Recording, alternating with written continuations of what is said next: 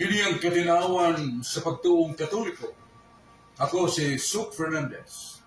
Manungganon kay pangutana, atong paminaw siyang pangutana. Juan, Si Jesus mingon, ang Diyos lamang maoy simbahon. Gikan sa masahon ni San Mateo, Kapitulo 4, versikulo 20. Ang akong pangutana, manong musimba man mo sa mga santos?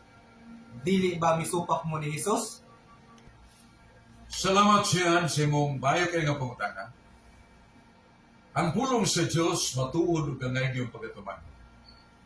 Mabasa nato sa Isaias 14, versikulo 24. Isaias Kapitulo 14, versikulo 24. Nga ang pulong sa Diyos tinuod o kini angay gyud pagatuman. Ug ang Diyos mingon, gula ka mo diha nga naa sa sinagugan ni Satanas. Simbahan ninyo ang obispo nga balaan.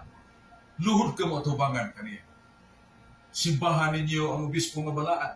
Luhod ka mo atubangan niya.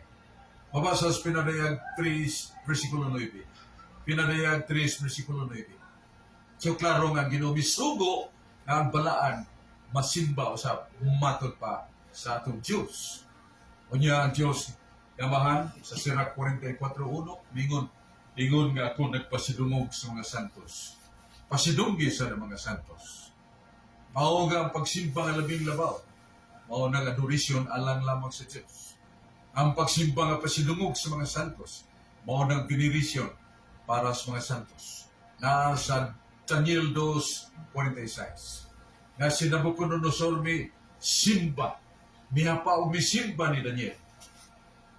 Ana sa Daniel Kapitulo 2, versikulo 46, balik ko na po, si Nabucodonosor misimba o mihapa tubangan ni Daniel.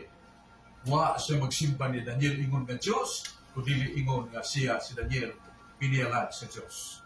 Sa ingon niya, doon ay mabasa sa balang kasulatan. Nga kanang pag-ingon ni Jesus nga, ang Diyos lamang mo isimbahon, ang labing taas nga pagsimba, adorisyon. Ihatag na to sa Diyos.